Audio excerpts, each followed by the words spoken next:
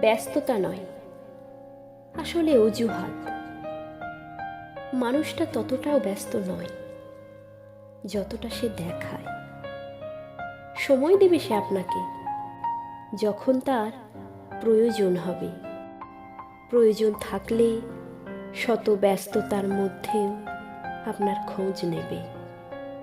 যত প্রয়োজন ফুরবে, মানুষটা আপনার থেকে ততটাই দূরে সরে যেতে শুরু করবে। একসময় আর কথা হবে না মানুষটার সাথে। আপনি হয়তো চেষ্টা করবেন মানুষটাকে ভুলে যেতে, কিন্তু তাও মনেই থেকে যাবে মানুষটি। যদিও সে মানুষটি আপনাকে মনে রাখেনি, আর মনে রাখবেই বা কেন?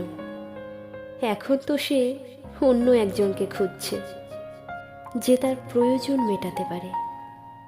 এইভাবে কত মানুষ রোজ প্রিয়জন বানায় প্রয়োজনে, আবার প্রয়োজন ফুরলেই প্রিয়জন পাল্টে ফেলে নিমেষে।